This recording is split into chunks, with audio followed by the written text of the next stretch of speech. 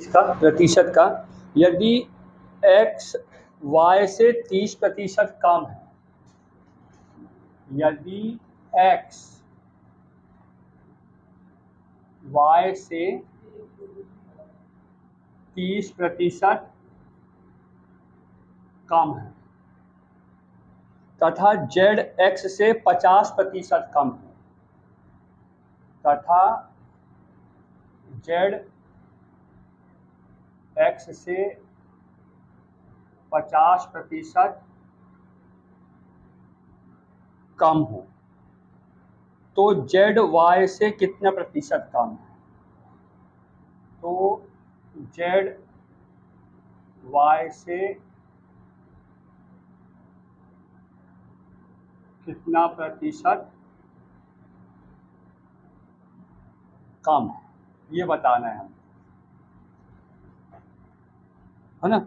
इसमें ऑप्शन दिए हुआ है, पहला ऑप्शन है 80%, दूसरा ऑप्शन है 65%, तीसरा ऑप्शन दिया हुआ है 75% और लास्ट ऑप्शन है 95%। क्या लगाएंगे इसका आंसर? यदि x y से 30% कम है तथा z x से 50% कम हो, तो z y से कितना प्रतिशत कम होगा, है ना। चार ऑप्शन दिए गए हैं, 80%, 65%, 75% और 95%।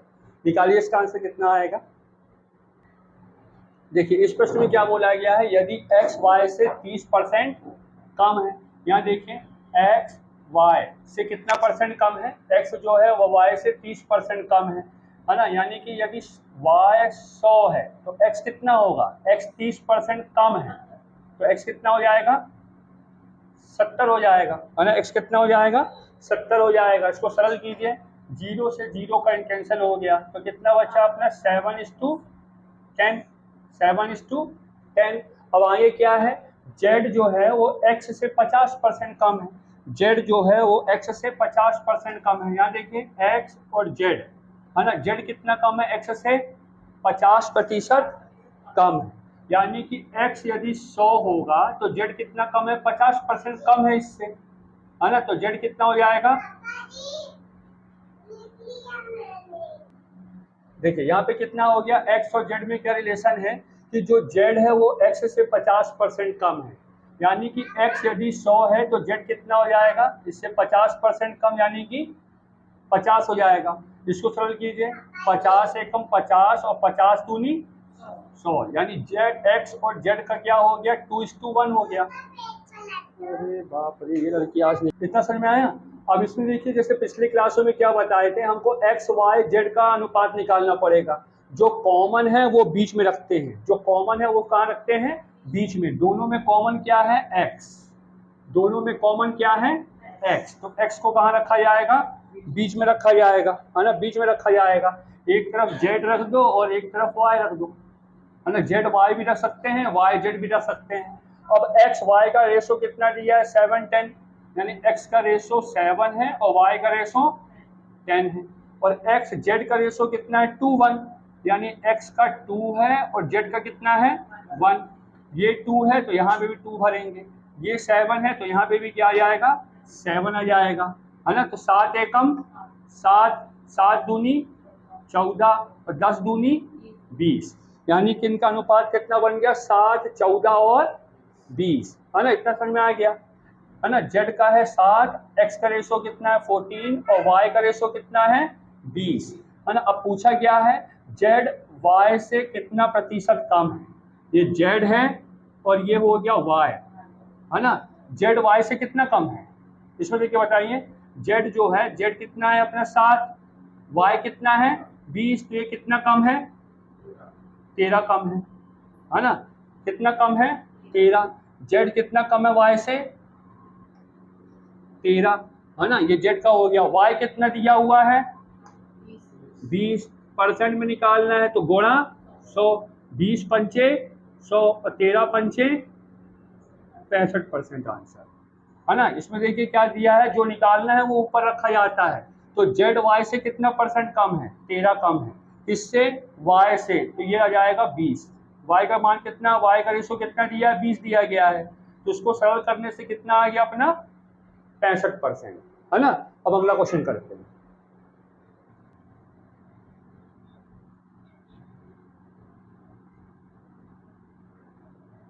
परीक्षा में कुल परीक्षार्थियों में से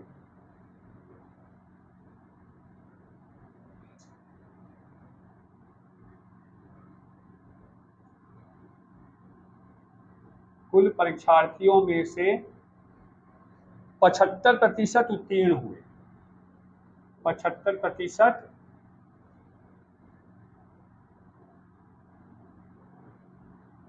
उत्तीर्ण हुए। यदि अनुत्तीर्ण परीक्षार्थियों की संख्या, यदि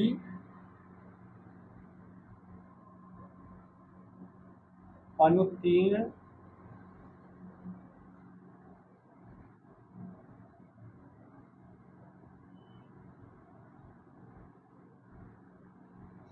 परीक्षार्थियों की संख्या, यदि अनुत्तीर्ण परीक्षार्थियों की संख्या 625 है, तो कुल परीक्षार्थियों की संख्या कितनी है, तो कुल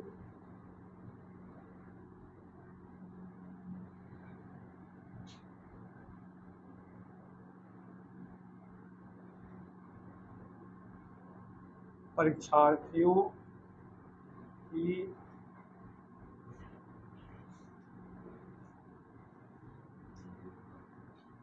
संख्या कितनी है, ये सेकंड क्वेश्चन।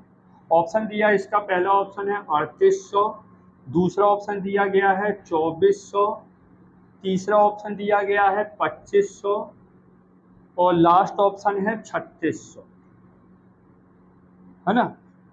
एक बोर्ड परीक्षा में कुल परीक्षार्थियों में से 75% उत्तीर्ण हुए। यदि अनुत्तीर्ण परीक्षार्थियों की संख्या 625 है तो कुल परीक्षार्थियों की संख्या कितनी होगी। इसके भी 4 ऑप्शन दिए गए हैं, 3800, 2400, 2500 और 3600। निकालिए इसका आंसर कितना आएगा, इन चारों ऑप्शन में कितना आएगा, 2500 है। अब इस वाले क्वेश्चन में देखें, एक बोर्ड परीक्षा में उत्तीर्ण परीक्षार्थी कितने परसेंट हैं, एक बोर्ड परीक्षा में परीक्षार्थियों में से 75% क्या हुए हैं, उत्तीर्ण। अब यहाँ देखिएगा, उत्तीर्ण और अनुत्तीर्ण, है ना, उत्तीर्ण और अनुत्तीर्ण, पास और फेल। उत्तीर्ण कितने परसेंट हुए हैं, 75%। उत्तीर्ण कितने हुए हैं, 75%। तो अनुत्तीर्ण कितने हुए होंगे, 25% विद्यार्थी अनुत्तीर्ण हो गए होंगे, है ना। 75% यदि उत्तीर्ण हुए हैं तो अनुत्तीर्ण कितने हो गए होंगे, 75% हो गए होंगे। अब यहाँ देखें, अनुत्तीर्ण विद्यार्थियों की संख्या कितनी है, 625। अनुत्तीर्ण विद्यार्थियों की संख्या कितनी है, 625, और अनुत्तीर्ण विद्यार्थियों का प्रतिशत कितना है, 25%।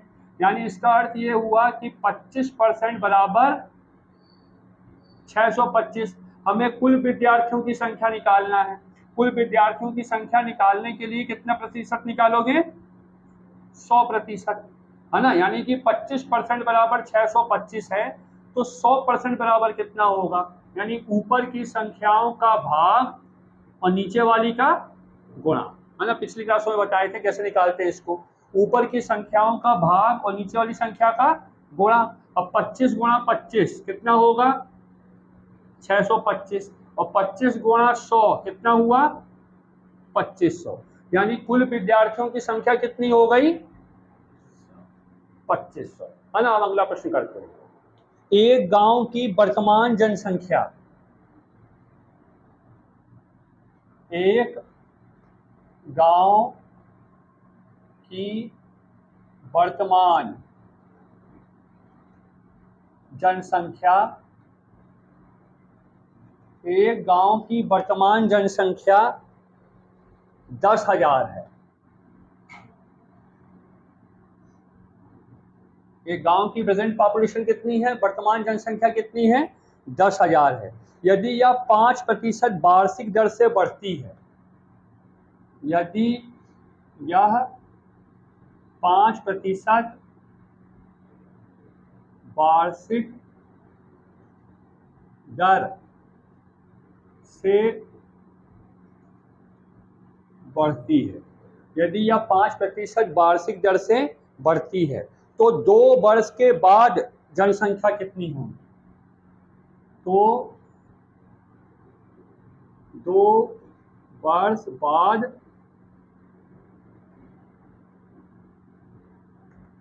जनसंख्या कितनी होगी, है ना। जनसंख्या पर आधारित क्वेश्चन है ये। 2 वर्ष के बाद जनसंख्या कितनी होगी? इसका ऑप्शन दिया है 12,100। पहला ऑप्शन है 12,100, दूसरा ऑप्शन है 12,250, तीसरा ऑप्शन है 11,025 और लास्ट ऑप्शन है 11,750। निकालिए इस प्रश्न में कितना आएगा चारों ऑप्शंस में। एक गांव की वर्तमान जनसंख्या 10,000 है। यदि यह 5% वार्षिक दर से बढ़ती है तो 2000 के बाद 2 वर्ष के बाद जनसंख्या कितनी होगी? 11,025। कैसे करेंगे सॉल्व, है ना। सबसे पहले इसमें एक चीज और ध्यान रखिएगा, जनसंख्या दिवस कब मनाया जाता है? 11 जुलाई को, है ना। जनसंख्या दिवस कब मनाते हैं? 11 जुलाई को मनाया जाता है ना। नेक्स्ट में आते हैं। अब देखिए क्या बोल रहा है, एक गांव की वर्तमान जनसंख्या कितनी है, प्रेजेंट पॉपुलेशन कितनी है?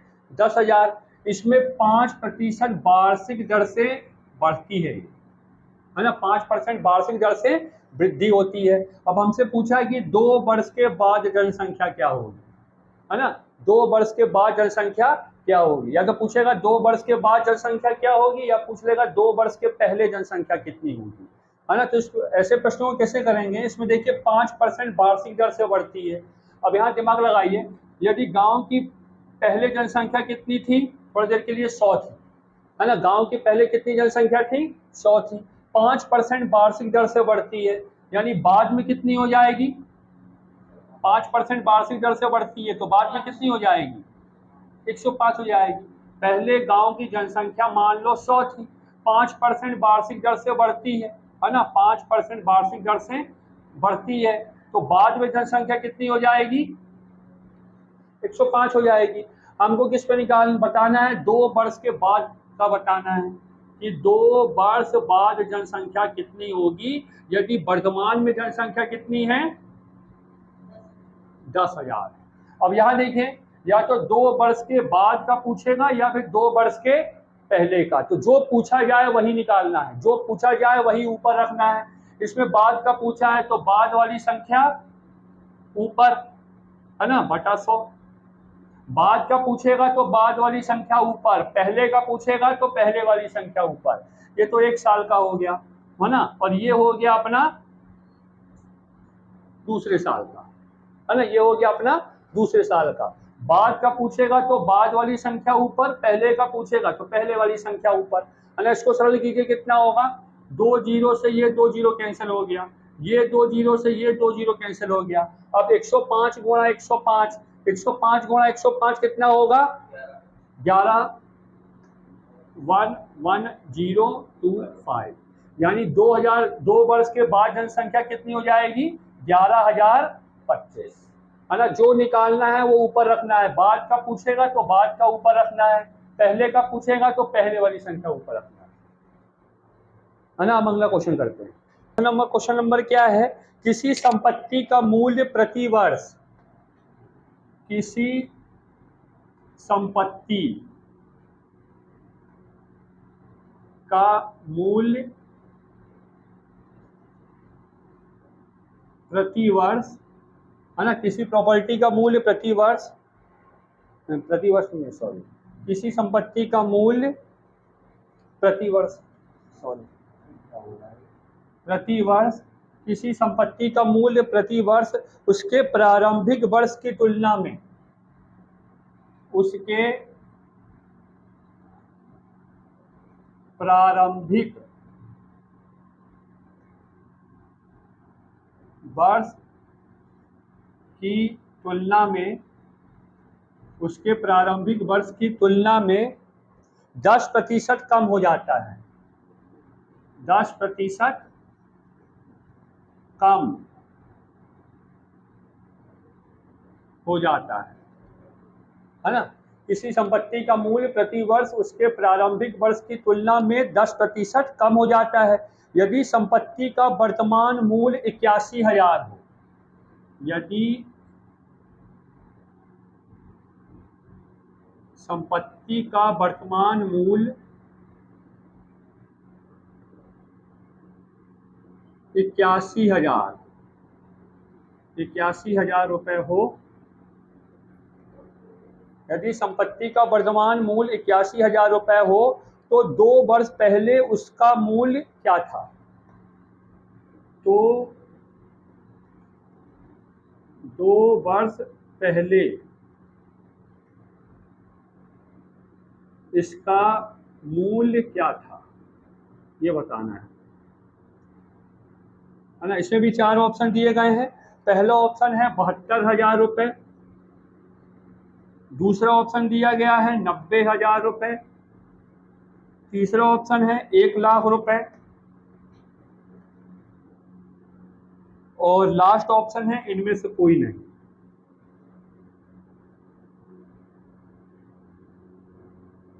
इनमें से कोई नहीं है ना। थर्ड ऑप्शन आएगा इसका आंसर। कितना आ जाएगा? 1,00,000 रुपये है ना। इसका आंसर आना चाहिए 1,00,000 रुपये है ना। अब इस वाले क्वेश्चन में देखें, ये भी इसके पहले वाले क्वेश्चन जैसा ही है ना। ये वाला क्वेश्चन भी इसके पहले वाले क्वेश्चन जैसा ही है, संख्याओं का अंतर है बस है ना। अब इसमें क्या बोला है, किसी संपत्ति का मूल्य प्रति वर्ष उसके प्रारंभिक वर्ष की तुलना में 10% कम हो जाता है। 10% कम हो जाता है। यदि संपत्ति का वर्तमान मूल्य कितना है 81,000, तो हमें बताना है 2 वर्ष पहले का मूल्य क्या होगा। क्या बताना है? 2 वर्ष पहले का मूल्य क्या होगा। जैसे इसके पहले वाले प्रश्न में बताए थे, या तो बाद का पूछेगा या फिर पहले का। 2 वर्ष पहले का पूछ लिया इस वाले क्वेश्चन में। अब इस क्वेश्चन को देखिए, इसके पिछले वाले क्वेश्चन जैसे ही सॉल्व करेंगे।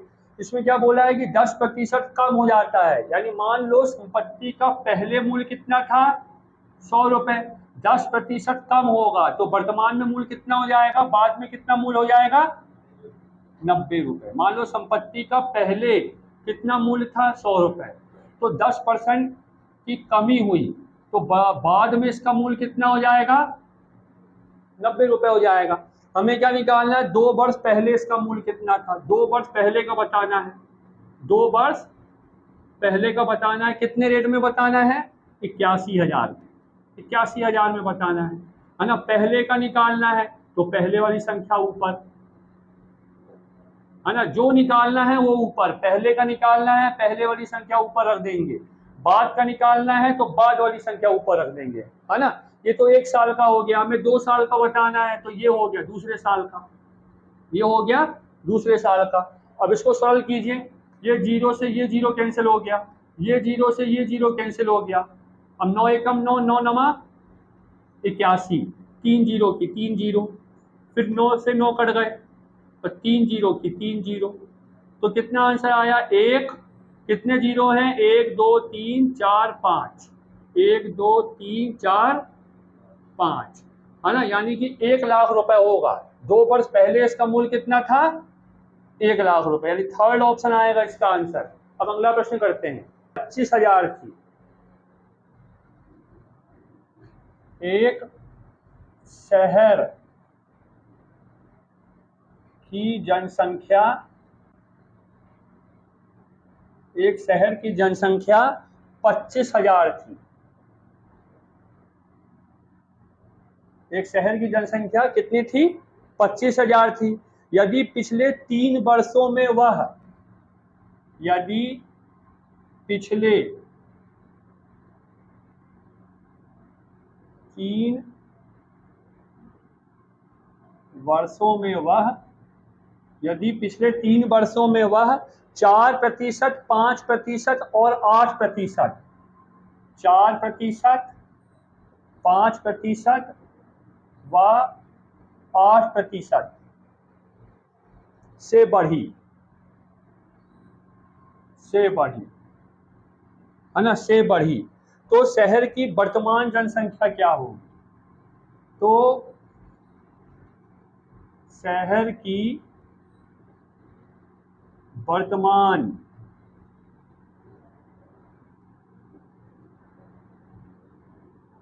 जनसंख्या क्या होगी, ये बताना है। शहर की वर्तमान जनसंख्या क्या होगी।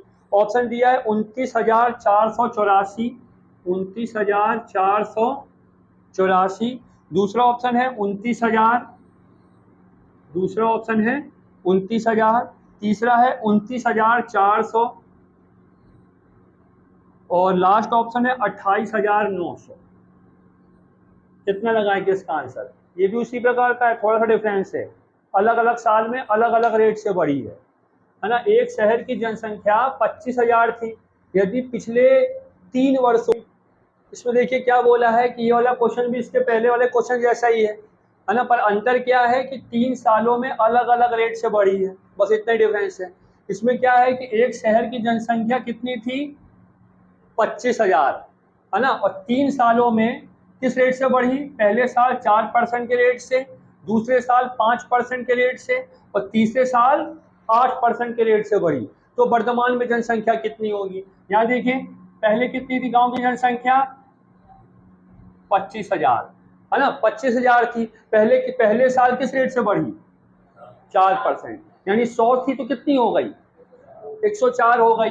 यानी पहले साल का हो जाएगा 104/100 है ना। दूसरे साल किस रेट से बढ़ी, 5% के रेट से बढ़ी, यानी 100 थी मान लो पहले जनसंख्या, तो बाद में कितनी हो जाएगी, वर्तमान में कितनी हो जाएगी, 105, यानी कि दूसरे साल 105/100 और इसी प्रकार तीसरे साल 108/100। अब इसको सरल कीजिए, ये 2 जीरो से ये दोनों जीरो कट गया, ये 2 जीरो से ये जीरो कट गया। अब यहाँ देखिए 25 से कम 25 और 25 चौको 100, 25 से कम 25 और 25 चौको 100। अब इसको और सरल करो, 4 एकम 4, ये कट जाएगा क्या, 4 दूनी 8, 2 बच गया, 4 सत्ते 28 है ना। अब यहाँ देखिए इसको और सरल करो, 5 दूनी 10, 5 दूनी 10 और 5 एकम 5 है ना। अब इसको काटिए, 2 एकम 2, 2 पंचे 10 और 2 दूनी 4 है ना, 52, 21, 27। अब इसमें देखिए इकाई अंक जो है वो अलग अलग है ना, इकाई अंक का गुणा करके देख लो। यहाँ देखिए इसको पूरा गुणा करने की आवश्यकता नहीं है, यहाँ देखिए 7 एकम 7 और 7 दूनी 14, कितना आया, 14 आया। 7 एकम 7 और 7 दूनी 14, 14 का इकाई अंक कितना है, 4, 14 का इकाई अंक कितना है, 4। इसमें 4 वाला कौन सा ऑप्शन है, एक ही, यानी कि इसका आंसर कितना हो जाएगा, 29,484 है ना। अब अगला क्वेश्चन करते हैं। परीक्षा में अगला क्वेश्चन है, किसी प्रवेश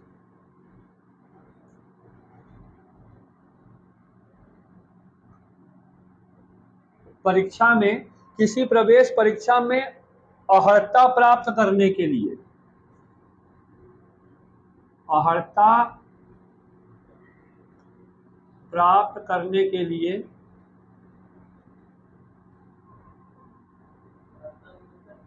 एलिजिबिलिटी, योग्यता है ना, अर्हता मतलब योग्यता या एलिजिबिलिटी या पास है ना, किसी प्रवेश परीक्षा में पास होने के लिए, ठीक है। किसी प्रवेश परीक्षा में अर्हता प्राप्त करने के लिए 72% अंकों की आवश्यकता होती है। पासिंग नंबर मान सकते हैं, अर्हता मतलब पासिंग नंबर, 72% अंकों की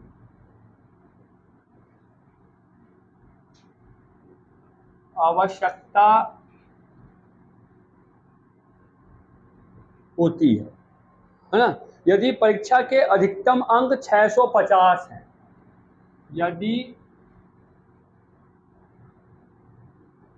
परीक्षा के अधिकतम अंक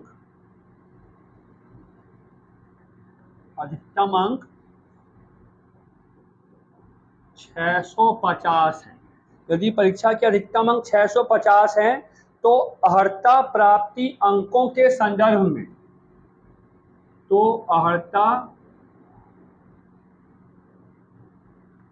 प्राप्ति, इसी भाषा में परीक्षा में भी दिया था क्वेश्चन। तो अर्हता प्राप्ति अंकों के संदर्भ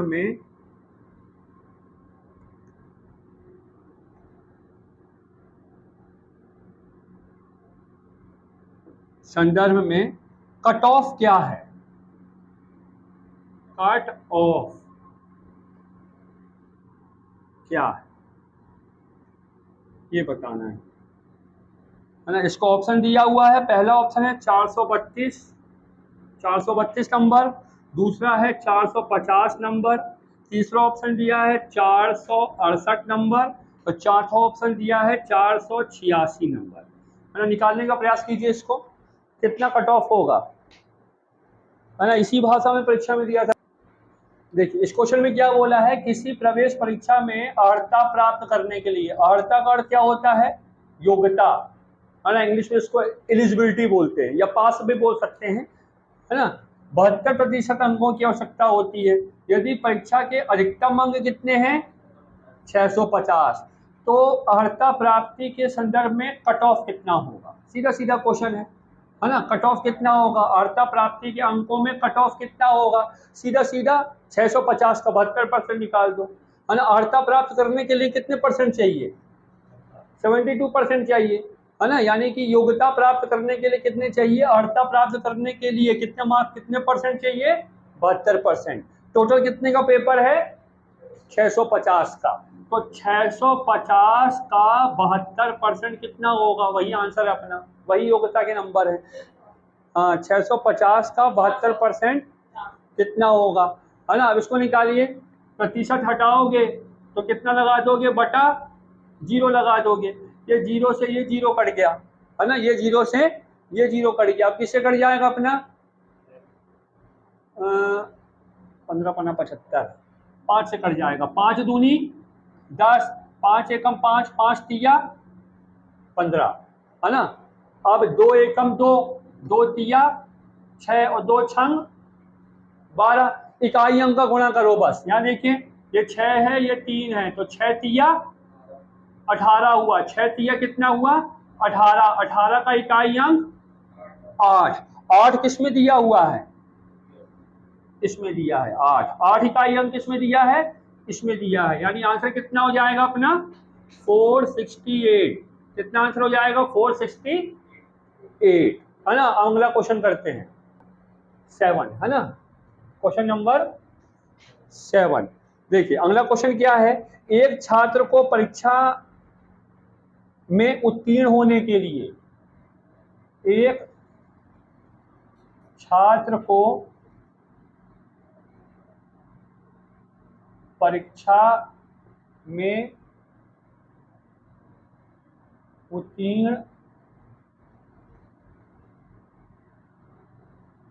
होने के लिए, एक छात्र को परीक्षा में उत्तीर्ण होने के लिए 40% अंक लेने थे, 40% अंक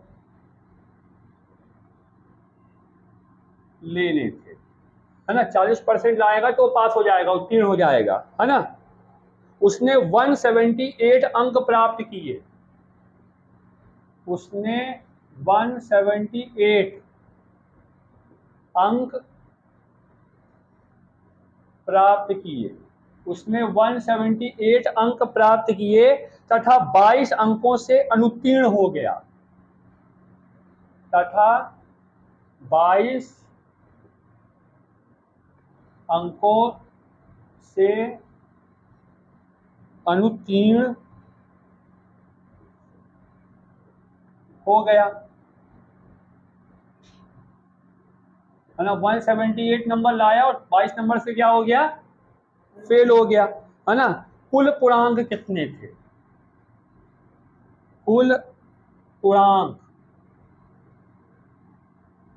कुल पूर्णांक कितने थे, यानी टोटल कितने का पेपर था, पेपर कितने नंबर का था, टोटल नंबर कितने थे, हमको ये बताना है ना। टोटल कितने नंबर थे, है ना। कुल पूर्णांक कितने थे, टोटल नंबर कितने थे। ऑप्शन है 200, दूसरा ऑप्शन दिया है 500, तीसरा ऑप्शन दिया है 800 और लास्ट ऑप्शन है 1000। 500। इसका आंसर कितना आएगा? 500 आएगा। इसका आंसर आएगा 500, है ना। अब इस वाले क्वेश्चन में देखिए, बहुत इंपॉर्टेंट क्वेश्चन है ये कि एक छात्र को परीक्षा पास करने के लिए कितने प्रतिशत चाहिए? 40%। एक छात्र को परीक्षा में उत्तीर्ण होने के लिए 40% अंक लेने थे, यानी एक छात्र को परीक्षा पास करने के लिए कितने परसेंट चाहिए? 40%। यानी 40% लाएगा तो वो पास हो जाएगा। 40% लाएगा तो क्या हो जाएगा? पास हो जाएगा। पर वो 178 नंबर लाया और 22 नंबर से क्या हो गया? फेल हो गया। वो 178 लाया, 178 नंबर लाया और 22 नंबर से क्या हो गया? फेल। हमें बताना है कुल पूर्णांक कितने थे, यानी टोटल मार्क कितने थे, टोटल कितने का पेपर था, है ना। अब यहाँ देखें कुल कितने परसेंट चाहिए पास होने के लिए? 40% पास चाहिए। पास होने के लिए 40% चाहिए, है ना। और कितने नंबर पाया वो? 178 पाया और 22 नंबर से फेल हो गया। 22 नंबर से क्या हो गया? फेल हो गया। मान लो यदि 22 नंबर उसे और मिल जाते, यानी 200 नंबर मिल जाते उसे, तो क्या हो जाता? पास। यही ना क्वेश्चन, है ना, कि 178 नंबर पाया और 22 नंबर से फेल हो गया। मान लो 22 नंबर उसको और मिल जाते, यानी 200 नंबर यदि उसको मिल जाते, तो क्या हो जाता? पास। यानी कि पास होने के लिए कितने परसेंट चाहिए? 40%। और पासिंग नंबर कितना है? 200। यानी 40% बराबर 200। हमको निकालना है कुल पूर्णांक। कुल पूर्णांक निकालना है तो कितना निकाल दोगे? 100% निकाल दोगे। कितना निकाल दोगे? 100% निकाल दोगे। अब 40% बराबर 200, तो 100% बराबर कितना होगा? जैसे पिछली क्लास में बताएं, ऊपर वाली संख्याओं का भाग और नीचे वाली का गुणा। 0 से 0 कट गया, 4 एकम 4, 4 पंचे 20 और 5 गुणा 100 बराबर 500। यानी टोटल कितने का पेपर था? 500 का। अब अगला प्रश्न करते हैं। किसी परीक्षा के लिए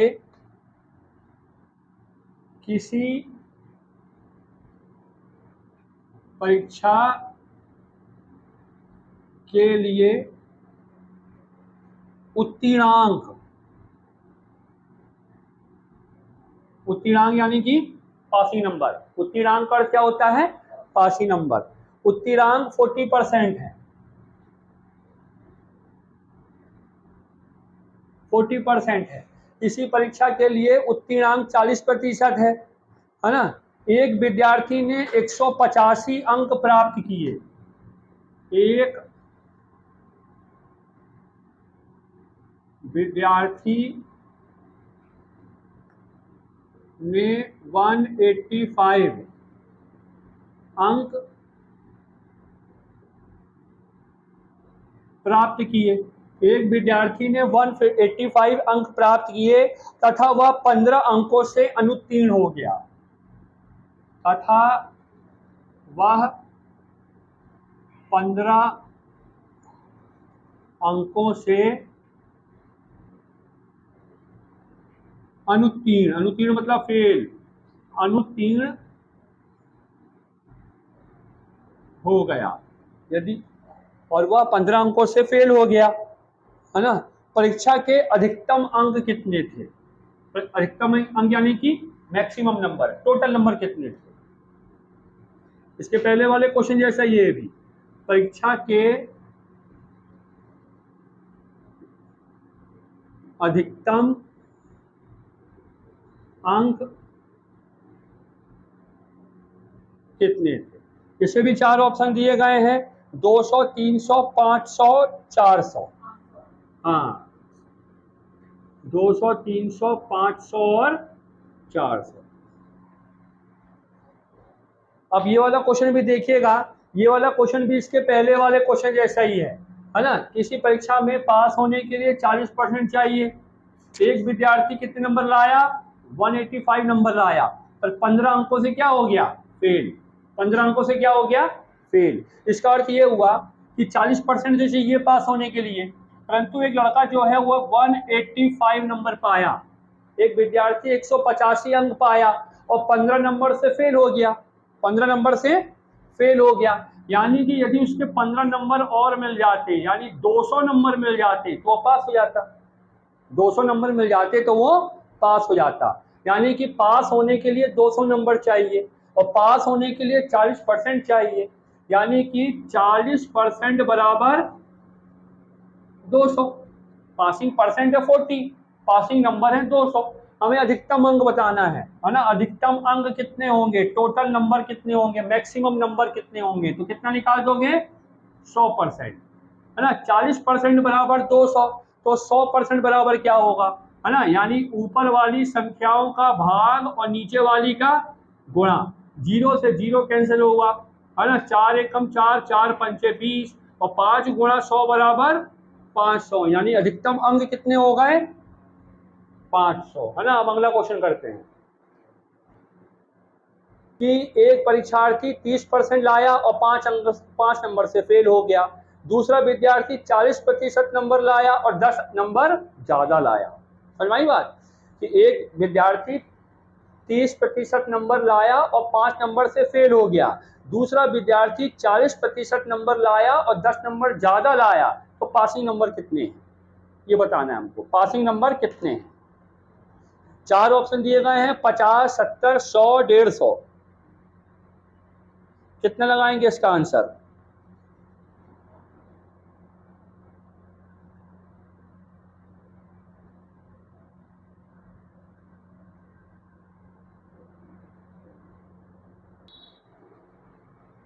इस वाले क्वेश्चन में क्या है, एक परीक्षार्थी 30% नंबर लाया और 5 नंबर से क्या हो गया फेल। एक विद्यार्थी 30% नंबर लाया और 5 नंबर से फेल हो गया, दूसरा विद्यार्थी 40% नंबर लाया और 10 नंबर ज्यादा लाया, है ना। एक फेल हो रहा है और दूसरा पास हो रहा है। एक विद्यार्थी 30% पाया और 5 नंबर से फेल हो गया, दूसरा विद्यार्थी 40% लाया और 10 नंबर ज्यादा पाया। हमको क्या बताना है, पास होने के लिए कितने नंबर चाहिए, पासिंग नंबर कितने, हमको ये बताना है। अब यहाँ देखिए, एक विद्यार्थी 30% नंबर पाया और 5 नंबर से क्या हो गया फेल, है ना। दूसरा विद्यार्थी 40% नंबर पाया और 10 नंबर ज्यादा पाया और क्या हो गया पास, 10 नंबर ज्यादा पाया तो क्या हो जाएगा, पास ही हो जाएगा, है ना। हमें क्या बताना है, पासिंग नंबर कितने हैं, है ना। अब इसमें 2 विद्यार्थी वाला प्रश्न है ये, इसमें एक विद्यार्थी फेल हो रहा है और दूसरा विद्यार्थी पास। तो फेल और पास वाले क्वेश्चनों में हमेशा ध्यान रखिएगा कि प्रतिशत को घटाना है और अंकों को जोड़ना है, प्रतिशत को घटाना है और अंकों को जोड़ना है ना। एक विद्यार्थी फेल हो रहा है, 30% नंबर पाया और 5 नंबर से फेल हो गया, दूसरा विद्यार्थी 40% लाया और 10 नंबर ज्यादा पाया यानी कि अधिक पाया, यानी कि पास हो गया वो। फेल और पास वाले क्वेश्चनों में हमेशा ध्यान रखिएगा परसेंट को घटाना है और अंकों को जोड़ना है हमेशा। तो 40 में से 30 गए, कितना हुआ 10%, और 10 और 5 कितने हुए 15, यानी इसका अर्थ ये हुआ 10% बराबर कितना हुआ 15, 10% बराबर कितना हो गया 15। तो 100% बराबर कितना होगा 100%, यानी कि टोटल नंबर के लिए अपन कितना निकालते हैं 100%। तो टोटल कितने का पेपर है, सबसे पहले वो निकाल लो। तो 100% बराबर कितना होगा, ऊपर की संख्याओं का भाग और नीचे वाली का गुणा। तो 0 से 0 कैंसिल हो गया, तो 15 दाहम 150। ये टोटल नंबर कितने का है पेपर, ये है ना। टोटल नंबर कितने का है पेपर, टोटल कितने नंबर का पेपर है 150 का। हमसे ये नहीं पूछा कि कितने नंबर का पेपर है, यदि पूछता कि टोटल कितने का पेपर है तो 150 लगा देते। हमसे क्या पूछा है कि उत्तीर्ण होने के लिए आवश्यक न्यूनतम अंक कितने हैं, यानी पासिंग नंबर पूछा है हमसे। क्या पूछा है, पासिंग नंबर पूछा है हमसे, पासिंग नंबर, है ना। पासिंग नंबर कितना होगा हमसे ये पूछा है। टोटल नंबर पूछता तो 150 आंसर लगा देते, परंतु हमसे क्या पूछा है, उत्तीर्ण होने के लिए कितने नंबर चाहिए, पासिंग नंबर कितने चाहिए। अब यहाँ देखिए कैसे निकालेंगे, यहाँ देखिए एक पहली लाइन से निकाल लोगे, दूसरी से भी निकाल सकते हैं वैसे। देखिए 30% लाया और 5 नंबर से क्या हो गया फेल। एक विद्यार्थी टोटल नंबर का, यहाँ देखिए टोटल नंबर का 30% पाया, टोटल नंबर में कितना पाया 30%। तो 1% हटाओगे तो 2 जीरो घटाओगे, एक अगली क्लास से बताए थे हम। 1% घटाओगे तो 2 जीरो भी हटा दोगे, 1% बराबर 2 जीरो, तो 15 तिया 45। यानी वो लड़का जो पहले लड़का है वो कितने परसेंट पाया था? 30%। यानी कितने नंबर पाया था? 150 का 30% कितना हुआ? 45 नंबर पाया था। और 5 नंबर से क्या हो गया था? फेल। यदि 5 नंबर उसको और मिल जाते तो क्या हो जाता? पास हो जाता। यानी 50 नंबर पा जाता तो वो पास हो जाता है। यानी पासिंग नंबर कितने हैं? 50। हमको यही बताना है पासिंग नंबर कितने हैं? 50। ये आंसर। फिर मैं कैसे निकाले? अगला प्रश्न करते हैं। अब एक परीक्षार्थी ने 30% अंक प्राप्त किए। एक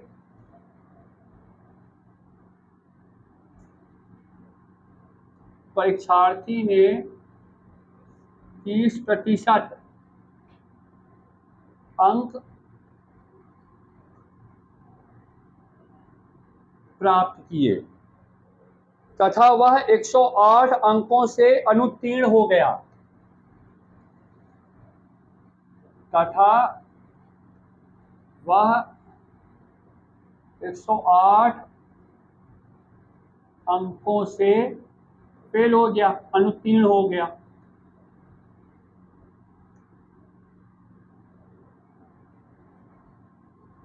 एक 108 अंकों से अनुत्तीर्ण हो गया।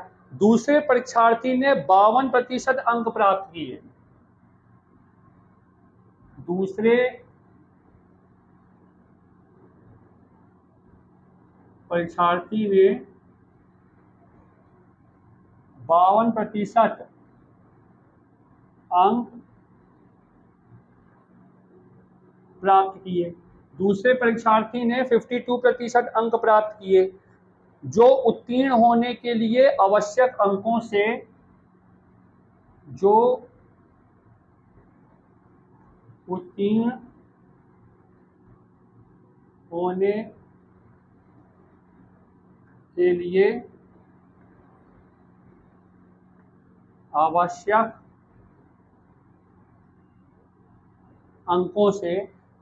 होने के लिए आवश्यक अंकों से 24 अंक अधिक हैं।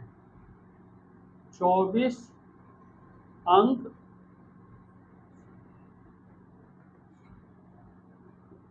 अधिक हैं, है ना। उत्तीर्ण होने के लिए कम से कम कितने प्रतिशत अंक चाहिए? ध्यान रखिएगा, है ना। थोड़ा सा अंतर इसमें, पूछा कुछ और है वैसे ही, पर उत्तीर्ण होने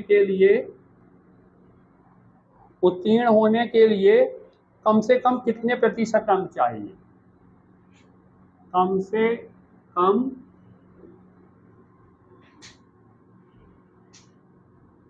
कितने प्रतिशत अंक चाहिए? इसे परसेंट पूछा है कि कितने परसेंट चाहिए पास होने के लिए।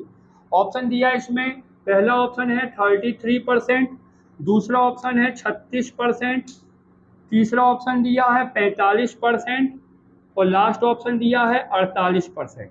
पास होने के लिए कितने परसेंट चाहिए, है ना। इससे पास होने के लिए नंबर पूछा था इसके पहले वाले क्वेश्चन में, इसमें है पास होने के लिए कितने प्रतिशत चाहिए। निकालने का कोशिश कीजिए इसको, है ना। 52% पाया और 24 अंक अधिक पाया। 24 अंक अधिक पाया तो क्या हो जाएगा? पास। फेल और पास वाला क्वेश्चन है, तो जैसे इसके पहले वाले क्वेश्चन में बताए, प्रतिशत को घटाना है और अंकों को जोड़ना है। तो 52 में से 30 गए, कितना बचा? 22%। और 108 में पर 24 कितने हुए? 132। यानी 22% बराबर 132। अब टोटल कितने का पेपर है? पेपर कितने का ये निकालो सबसे पहले। तो उसके लिए पहले हमको क्या निकालना पड़ेगा? 100%। यानी 22% बराबर 132, तो 100% बराबर कितना होगा? ऊपर की संख्याओं का भाग और नीचे वाली का गुणा, है ना। ऊपर की संख्याओं का भाग और नीचे वाली का गुणा। इसको सरल करो, 11 से काट दो, 11 दूनी 22, 11 एकम 11 और 11 दूनी 22, 2 एकम 2, 2 छंग 12 और 6 गुणा 100 बराबर 600। तो टोटल कितने का पेपर हुआ? 600 का। कुल अंक कितने हैं? 600, है ना। ये परीक्षा में ये भी पूछ सकता है कि कुल कितने का पेपर है, अधिकतम अंक कितने हैं 600। परंतु हमसे क्या पूछा है, पासिंग परसेंट कितने हैं, है ना। उत्तीर्ण होने के लिए परसेंट कितने चाहिए, उत्तीर्ण होने के लिए, पास होने के लिए कितने परसेंट चाहिए। तो पहले बताओ पासिंग अंक निकाल लो, है ना। उत्तीर्ण होने के अंक निकाल लो, कितने अंक चाहिए। या देखिए, एक विद्यार्थी 30% अंक लाया और 108 नंबर से क्या हो गया, फेल। यानी कुल अंकों का 30% पाया, तो कितने नंबर पाया, 1% में 2 जीरो घटा दिए, तो 60 गुणा 3 कितना हुआ, 6 तिया 18 और जीरो 180 नंबर पाया, है ना। यही है ना कि एक परीक्षार्थी 30% अंक पाया, यानी कितने नंबर पाया, पहला परीक्षार्थी 180 नंबर पाया और 108 नंबर से फेल हो गया। यानी कि यदि उसको 108 नंबर और मिल जाते तो टोटल कितना हो गया 288 नंबर और पा जाता, 288 नंबर उसको मिल जाते तो क्या हो जाता, पास हो जाता।